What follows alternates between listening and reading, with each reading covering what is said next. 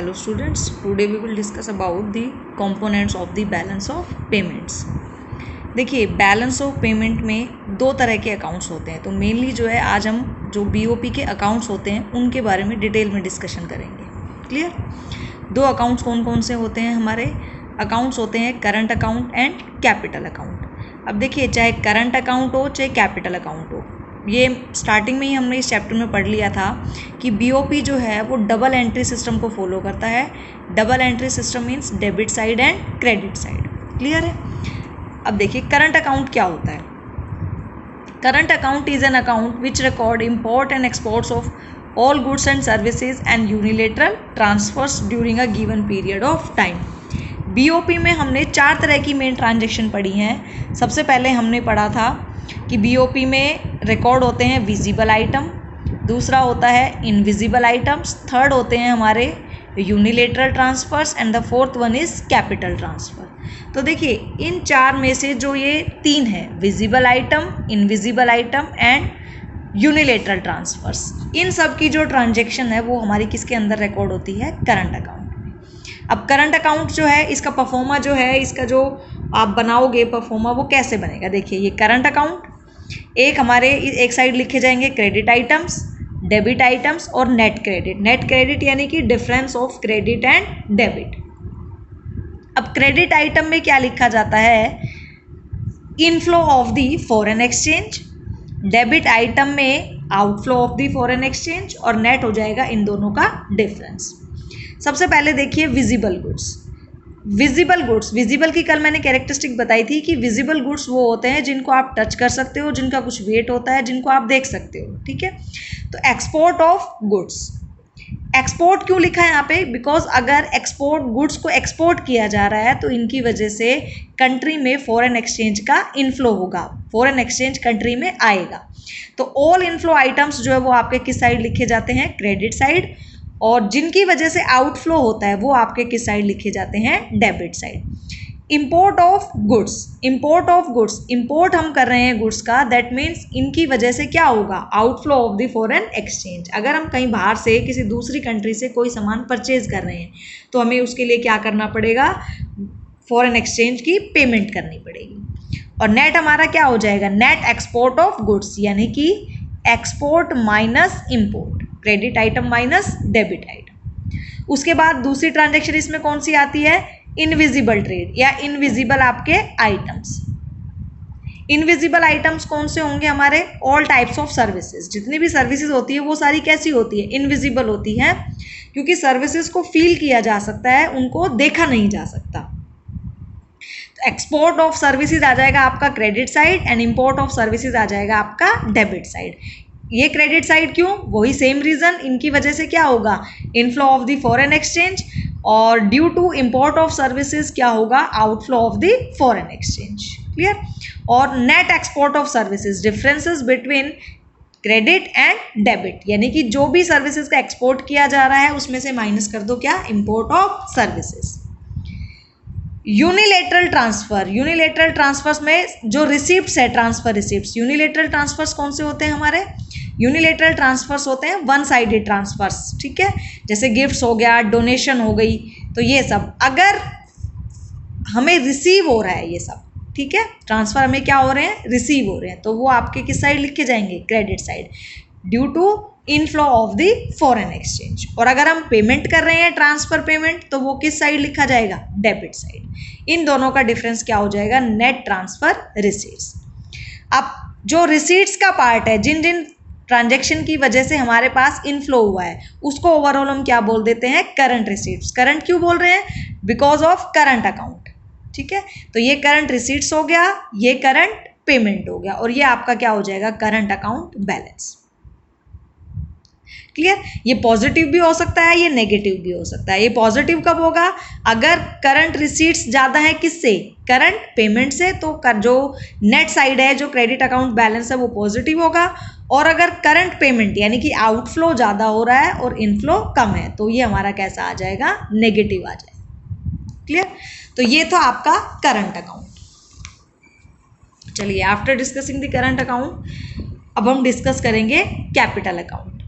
Capital account क्या होता है, देखिए जो मेन जो 4 तरह की ट्रांजेक्शन्स होती है जो कि बीओपी में रिकॉर्ड की जाती है, विजिबल आइटम से रिलेटेड, इनविजिबल से रिलेटेड और यूनिलेटरल ट्रांसफर, और लास्ट कौन सा होता है, कैपिटल ट्रांसफर। विजिबल, इनविजिबल और यूनिलेटरल ये सारी आती हैं आपकी करंट अकाउंट में, और कैपिटल अकाउंट में आपकी क्या आएंगी, ओनली कैपिटल ट्रांसफर्स आपकी किस में रिकॉर्ड होती है, कैपिटल अकाउंट में। ठीक है, होते क्या है कैपिटल अकाउंट में, ट्रांजेक्शन्स कौन सी रिकॉर्ड होती है, which affect the assets and liability position of the government, country या प्राइवेट एंटरप्रेन्योर। देखिए, capital account under BOP records all the transaction which leads to change in assets और liability of a country और its government, जिसकी वजह से country या government की या इंडिविजुअल की या प्राइवेट की आपकी क्या चेंज हो, एसेट्स और लायबिलिटी पोजीशन चेंज हो। देखिए मेनली होता है ये कंट्री और किसके लिए, गवर्नमेंट के लिए।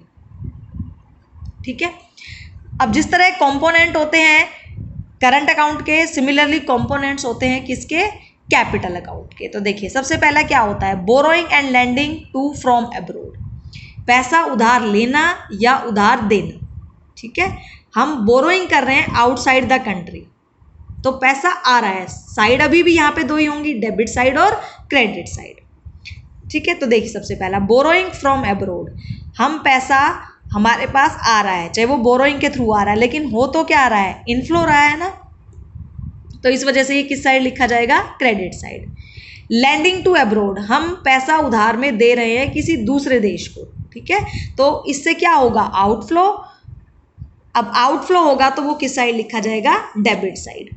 और जो बैलेंस है इन दोनों का क्या हो जाएगा, difference, net borrowing from abroad, जो बोरोइंग फ्रॉम अब्रोड है और जो लैंडिंग टू अब्रोड है, इन दोनों का डिफरेंस।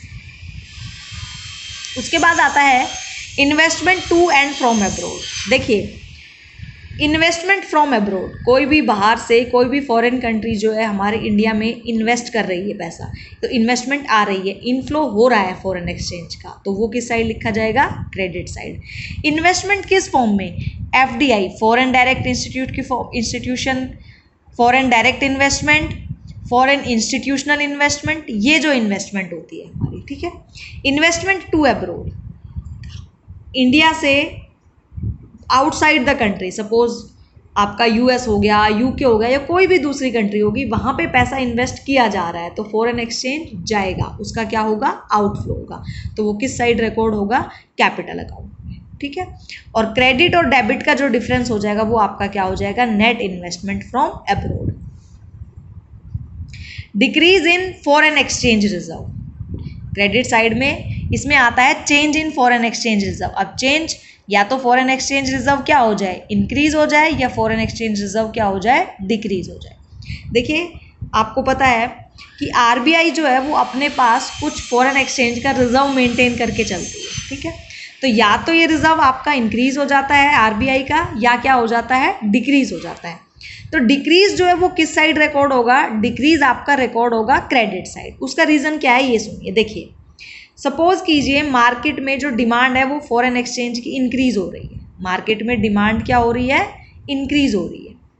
अब डिमांड इंक्रीज हो रही है तो आरबीआई क्या करना शुरू कर देता है, RBI start selling the foreign exchange to maintain the balance in demand and supply. RBI यहाँ पे फॉरेन एक्सचेंज को सेल करना शुरू कर देता है ताकि मार्केट में एक बैलेंस बना रहे।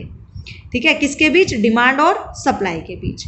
तो आरबीआई यहाँ क्या कर रहा है, आरबीआई यहाँ पर सेल कर रहा है डॉलर फॉरेन एक्सचेंज को, तो सेल कर रहा है तो दैट मीन्स आरबीआई का रिजर्व क्या हो रहा है, डिक्रीज, लेकिन मार्केट में फॉरेन एक्सचेंज जा रहा है, तो इसका मतलब ये है कि मार्केट में फॉरेन एक्सचेंज का इनफ्लो हो रहा है, और इनफ्लो को हम किस साइड लिखते हैं, क्रेडिट साइड।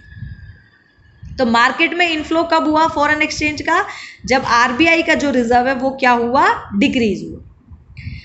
सिमिलर प्रोसेस अगर इंक्रीज हो रहा है, अगर इंक्रीज होता है तो देखो क्या होता है, इंक्रीज होता है तो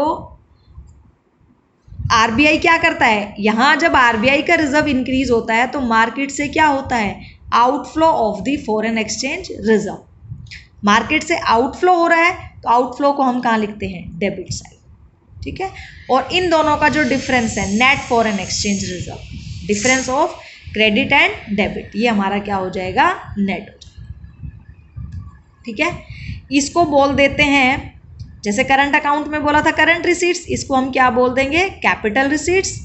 ये हमारी हो जाएगी कैपिटल पेमेंट्स, ठीक है, और ये हमारा हो जाएगा कैपिटल अकाउंट बैलेंस। ठीक है स्टूडेंट्स, तो ये दो मेन तरह के जो अकाउंट्स है, सारी की सारी जो ट्रांजेक्शन्स है, all type of transactions are recorded in current account and capital account. Main जो है वो 4 तरह की ट्रांजेक्शन होती है और चारों ट्रांजेक्शन्स किसके अंदर आती हैं, करंट अकाउंट और कैपिटल अकाउंट में। So thanks for listening and as always God bless you all.